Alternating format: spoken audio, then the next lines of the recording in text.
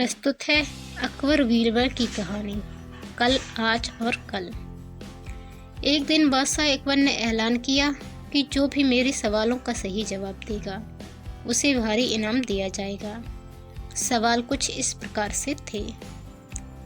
ऐसा क्या है जो आज भी है और कल भी रहेगा? ऐसा क्या है जो आज भी नहीं है और कल भी नहीं होगा? ऐसा क्या है जो आज तो है लेकिन कल नहीं होगा? इन तीनों सवालों के उदाहरण भी देने थे। किसी को भी चतुराई भरे इन तीनों सवालों का जवाब नहीं सूझ रहा था। तभी बीरबल बोला, हुजूर, आपके सवालों का जवाब मैं दे सकता हूँ, लेकिन इसके लिए आपको मेरे साथ शहर का दौरा करना होगा, तभी आपके सवाल सही ढंग से हल हो पाएंगे। अकबर और बीरबल ने वेश बदला और सूफियों का बाना पहनकर निकल पड़े। कुछ ही देर बाद वे बाजार में खड़े थे। फिर दोनों एक दुकान में घुस गए। बीरबल ने दुकानदार से कहा, हमें बच्चों की पढ़ाई के लिए मदरसा बनाना है, तुम हमें इसके लिए 1000 रुपये दे दो। जब दुकानदार ने अपनी मुनीम से कहा कि इन्हें 1000 रुपये दे दो, तो बीरबल बोला, जब मैं तुमसे रुपए ले रहा हूँगा तो तुम्हारे सिर पर जूता मारूंगा। हर 1 रुपए के पीछे 1 जूता पड़ेगा। बोलो, तैयार हो?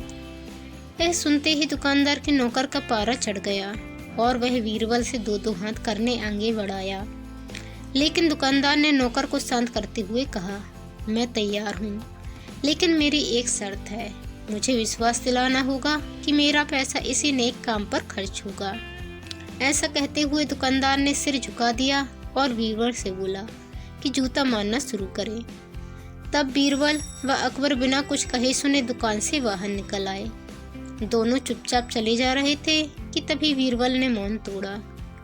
बंदा परवर, दुकान में जो कुछ हुआ उसका मतलब है कि दुकानदार के पास आज पैसा है और उस पैसे को नेक कामों में लगाने की नीयत भी, जो उसे आने वाले कल भविष्य में नाम देगी।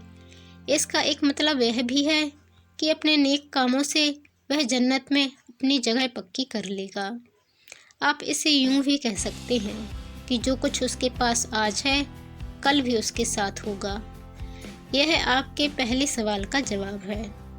फिर वे चलते हुए एक भिखारी के पास पहुंचे। उन्होंने देखा कि एक आदमी उसे कुछ खाने को दे रहा है और वह खाने का सामान उस भिखारी की ज़रूरत से कहीं ज़्यादा है।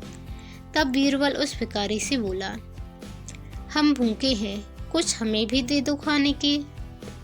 यह सुनकर भिखारी बरस पड़ा, भागो यहाँ से, जाने कहाँ से आ जाते हैं मांगने। तब बीरबल बादशाह से बोला, यह रहा हुजूर आपके दूसरे सवाल का जवाब। यह भिखारी ईश्वर को खुश करना नहीं जानता। इसका मतलब यह है कि जो कुछ इसके पास आज है वो कल नहीं होगा। दोनों फिर आगे बढ़ गए। उन्होंने देखा कि एक तपस्वी पेड़ के नीचे तपस्या कर रहा है। बीरबल ने पास जाकर उसके सामने कुछ पैसे रखे। तब वह तपस्वी बोला, इसे हटाओ यहाँ से, मेरे लिए यह बेईमानी से पाया गया पैसा है, ऐसा पैसा मुझे नहीं चाहिए। अब बीरबल बोला, हुजूर, इसका मतलब यह हुआ कि अभी तो नहीं है, लेकिन बाद में हो सकता है।